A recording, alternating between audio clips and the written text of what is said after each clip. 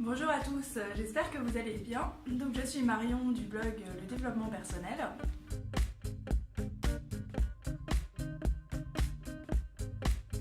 Aujourd'hui, je vais vous parler de comment est-ce qu'on peut sortir du burn-out et puis du bore-out, et aussi du coup comment est-ce qu'on peut utiliser aussi, mettre au service sa propre créativité afin de sortir de ces schémas. Donc ce que je vous propose, c'est déjà, je vais définir en fait qu'est-ce que c'est que le burn-out, le bore-out, qu'est-ce qui provoque en fait ces mécanismes-là, et ensuite on va voir comment de façon simple c'est possible en fait pour vous de trouver des solutions concrètes pour développer un état d'esprit qui est tout à fait différent et qui va vous permettre de sortir complètement de ces boucles-là.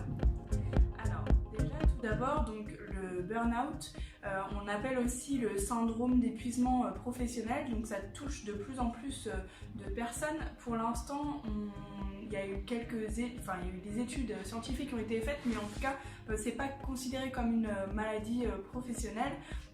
Donc ce que j'avais envie de faire à travers cette vidéo, après ce point scientifique, c'était aussi de vous expliquer avec mes mots donc qu'est-ce que c'est en fait, qu'est-ce qui se passe dans ces cas-là de burn-out, dans les travaux qui nous sont donnés à faire au travail à présent.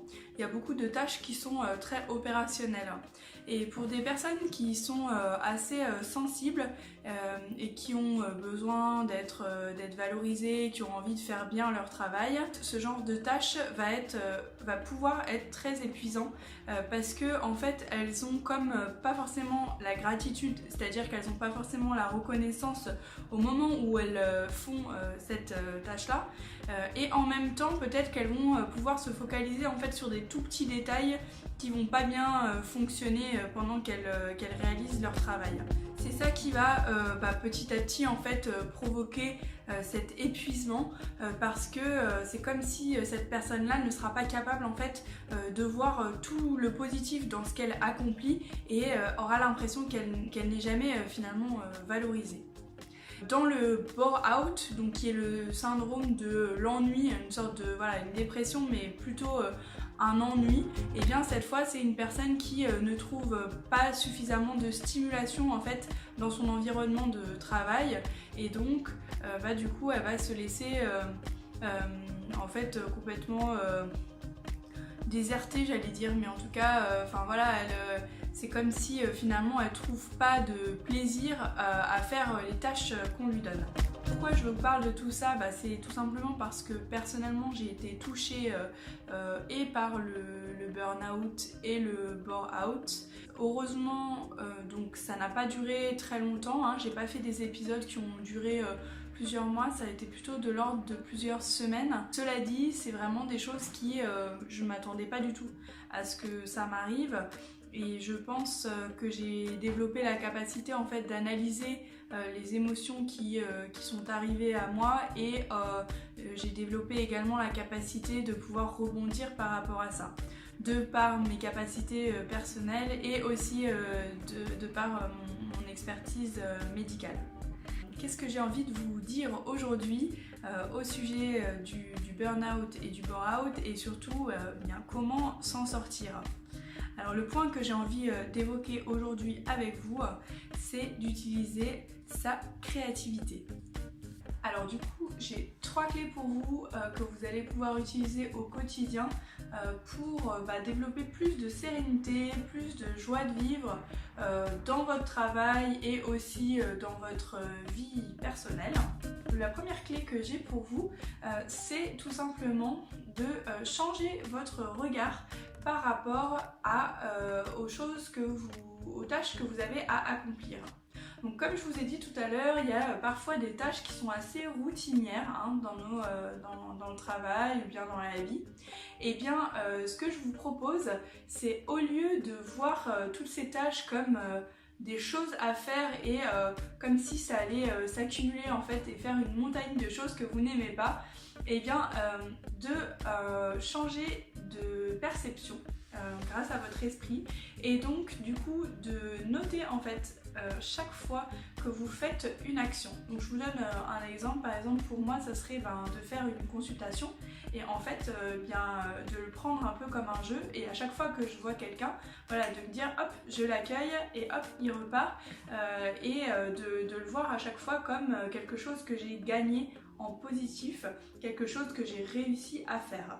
Notifiez en fait à chaque fois que vous accomplissez une action dans votre travail, et bien toujours de garder cet état d'esprit positif, d'être fier de vous par rapport à ce que vous avez accompli. Alors maintenant on passe à la deuxième clé. Et bien la deuxième clé c'est l'humour. Donc cette fois c'est en fait de garder en fait une capacité de recul par rapport à ce qui vous arrive dans votre vie. Alors, je vous donne un exemple. Alors c'est vrai qu'en étant assez sensible, parfois on peut se focaliser malheureusement sur les choses qui sont négatives de ce qu'on vit.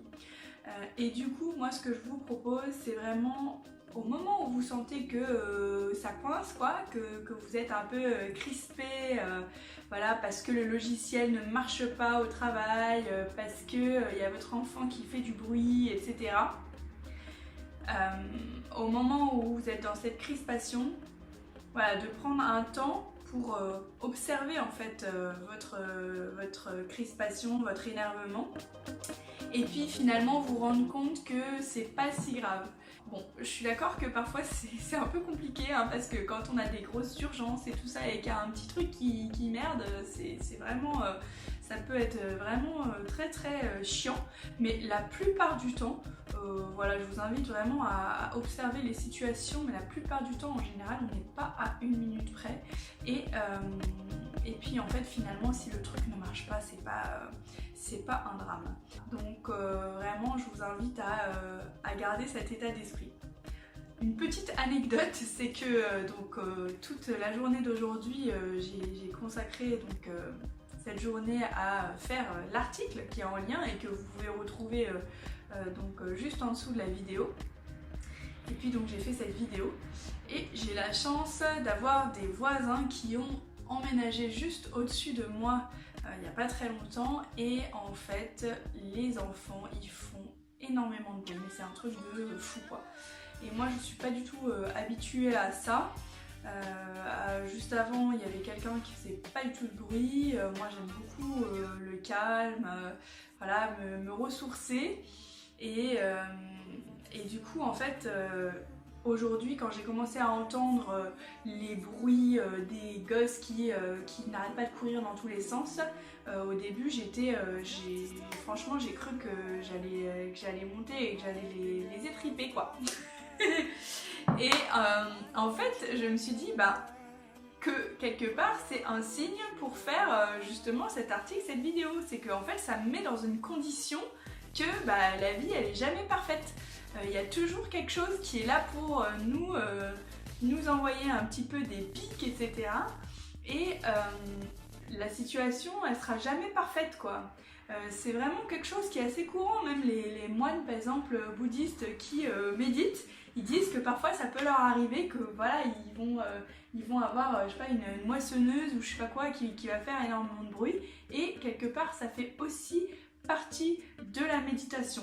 Donc vraiment garder en tout cas cette capacité de recul, c'est très très important.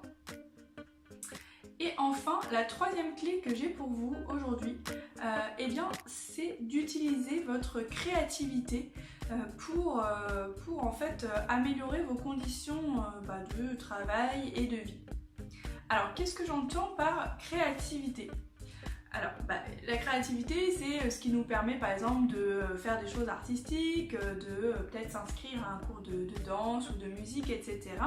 Mais là, ce que je voudrais évoquer avec vous aujourd'hui, ce n'est pas le fait d'entreprendre des choses en dehors de votre travail, de votre vie, et qui quelque part pourraient être des évasions, mais c'est plutôt vraiment dans votre environnement actuel, de travail, de vie, etc. Comment est-ce que vous pouvez développer un petit peu plus cette créativité ?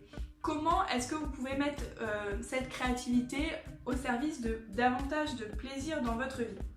Alors je vous donne un exemple.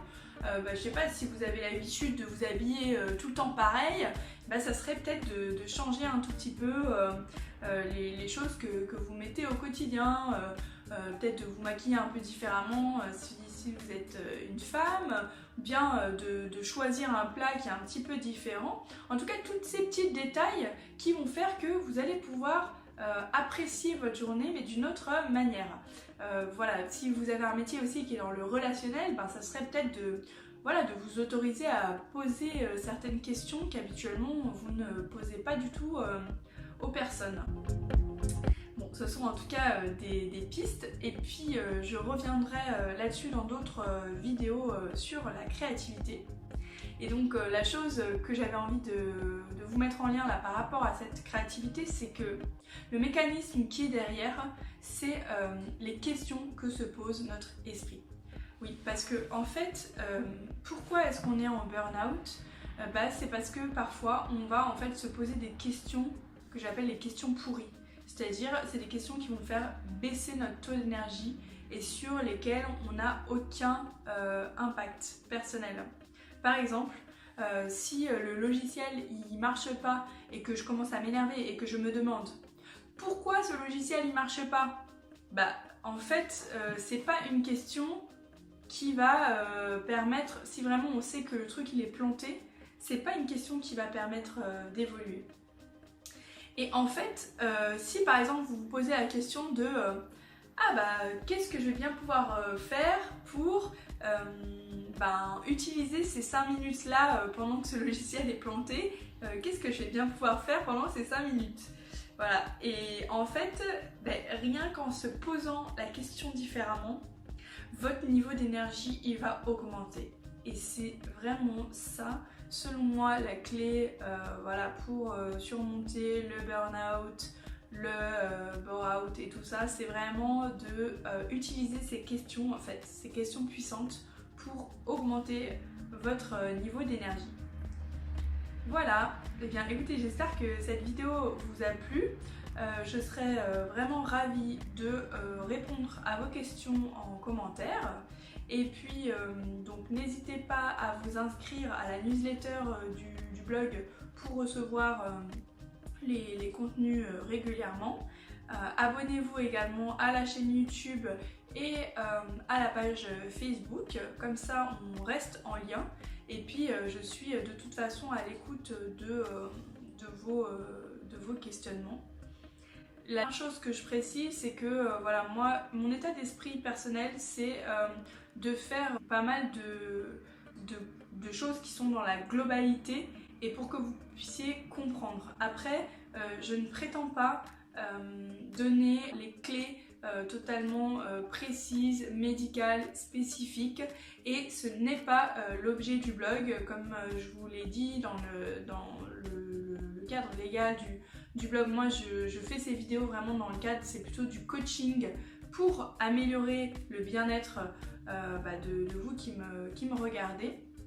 En tout cas, donc si je vous invite à aller creuser plus loin en termes scientifiques, et puis aller évidemment consulter votre médecin si vous êtes dans un cas de burn-out ou de dépression.